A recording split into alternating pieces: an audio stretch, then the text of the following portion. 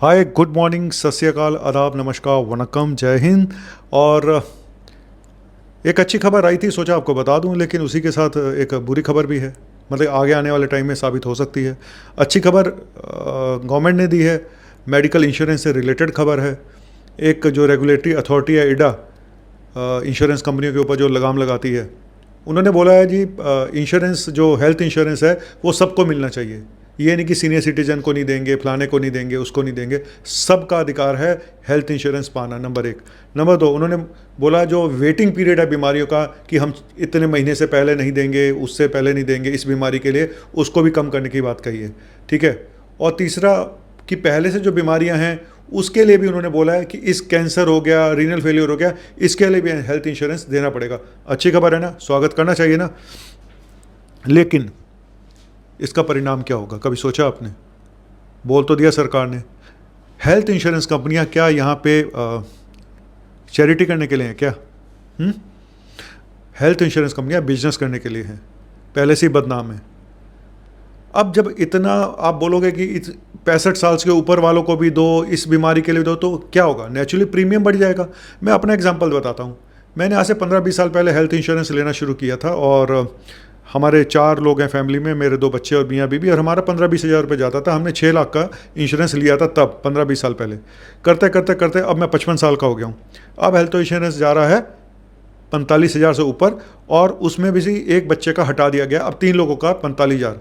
आज से 2-3 साल बाद ये क्या करेंगे, 50,000 हो जाएगा, और एक बच्चे का और हटा देंगे, इससे 2 लोगों का। और 60 साल की उम्र तक मेरा हो जाएगा 55,000, और 65 साल तक 70-80 हज़ार। और अब जो लोग, अब सरकार कह रही है कि 70 साल वाले को भी दो, 80 साल वाले, 1 लाख से कम प्रीमियम नहीं जाएगा। तो ये संभव नहीं लग रहा मुझे, अगर सरकार सब्सिडी नहीं देगी, क्योंकि ये चैरिटी के लिए नहीं है, ये लोग चैरिटी के लिए नहीं है। ठीक है। तो आगे क्या करना है, तो होगा क्या आने वाले समय में? मेरा तो अगला सवाल यह है कि क्या मेडिकल इंश्योरेंस लेना भी चाहिए? सच बात यह है कि हम सब लोग लालची। हम लोगों को लगता है, अच्छा कुछ लोग क्या करते हैं, आज हमें पथरी हो गई है तो हम इंश्योरेंस ले लेते हैं, 3 साल बाद निकलवा लेंगे, पैसे मिल जाएंगे। तो गलत बात है। लेकिन कुछ लोगों को लगता है कि यार इंश्योरेंस कराना इसलिए ज़रूरी है, आज कराएंगे, हो सकता है 2 साल बाद हमें कोई बीमारी हो जाए और हमें पैसे की जरूरत पड़ जाए। सर ये सब किस्मत है, आप किस्मत के भरोसे हो। आप लाखों, 15-15 साल, 20-20 साल तक आपको कुछ नहीं होता, आप लाखों रुपए दे चुके होते, 4-5 लाख रुपए, और जब लेने की बात आती है, जब सच में बीमारी होती है, तो मेडिकल कंपनी कहते हैं नहीं जी हम नहीं देंगे, आपको ये बीमारी थी, आपको ये था, आपका वो था, फलाना था, ढिमका था, जो मर्जी कर लो, रिम्बर्समेंट कराओ, कोर्ट में जाओ, धक्के खाओ।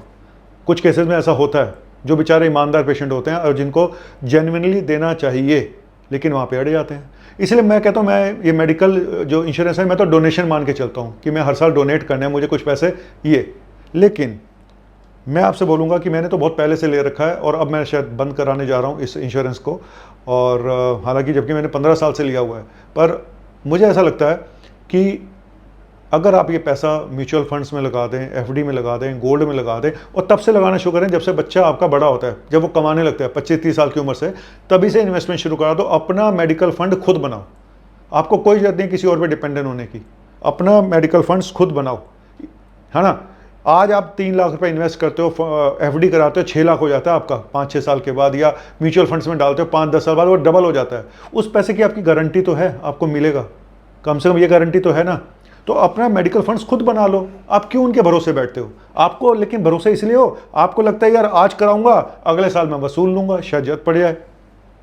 पर हम भगवान से सबसे प्रे करते हैं कि हमें कोई बीमारी ना हो, ये भी बोलते हैं, उधर से लालच भी है।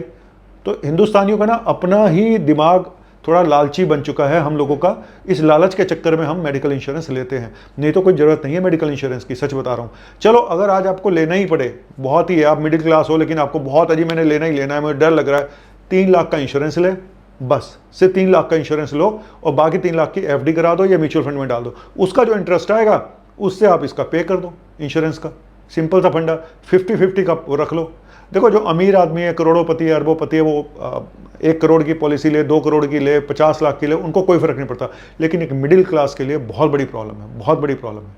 तो उसका सॉल्यूशन यही है कि भाई या तो अपने मेडिकल फंड्स खुद बना लो अगर बचना है इनकी फ्रॉडगिरी से, और नहीं तो फिर जो मैंने बताया आपको 50-50। अगर आप तीसरी चीज़, यहाँ एजेंट का भी बहुत बड़ा रोल है, जो एजेंट आपकी पॉलिसी कराते हैं। कई बार आपका एजेंट बोल देगा जी आप अपनी हेल्थ इंश्योरेंस चेंज करा लो, दूसरी कंपनी में करा लो, जबकि 10 साल से आपने करा रखी थी।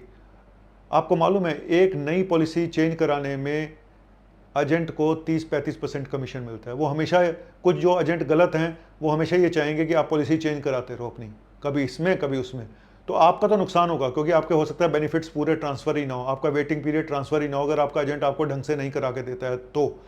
तो मैं इसलिए बोलूँगा कोई भी पॉलिसी को चेंज कराने से पहले 100 बार सोच लें, और कोई पॉलिसी नहीं लेने से पहले भी 100 बार सोच लें, उसकी पूरे इंटरनेट पे खंगाल लें, उसकी रेपुटेशन कैसी है, उसका क्लेम जो रेशो होता है वो कितना है, तो पढ़ लें एक बार पूरी सारी चीज़ें जाके। ऐसे मत लो अगर लेना है तो, और मैं बोलूँगा मिडिल क्लास को 3 लाख से ऊपर का तो लेना ही मत, ठीक है।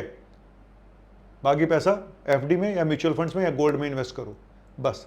और बहुत कम एजेंट होते हैं जो आपको सही राय देंगे, सच बता रहा हूँ। हर आदमी पैसे के पीछे भाग रहा है, कोई सही राय देता नहीं है। अगर आपको सही राय लेनी है तो हमारे मेडिकल क्रांति मंच से जुड़िएगा, जहाँ पे कि हमारा नंबर है मेरा जो 9810416762, उसमें व्हाट्सअप ग्रुप है मेडिकल क्रांति मंच, जहाँ पे हम इंश्योरेंस से जुड़े हुए भी मुद्दे उठाते हैं, उनसे ज़रूरी जो सलाह है लोगों को देते हैं, और भी करप्शन से रिलेटेड मुद्दे उठाते हैं। तो आइएगा, आपका सबका स्वागत है। और मैं हूँ आपका अपना डॉक्टर नवनीत कालरा, करता धरता उस ऐसे ग्रुप संभालना आसान नहीं है, सुबह से लेकर माँ बहन एक होती है, ऐसी तैसी होती है, लेकिन फिर भी लगा हूँ, जो भी है जैसा भी है करना तो है कुछ ना कुछ, ठीक है।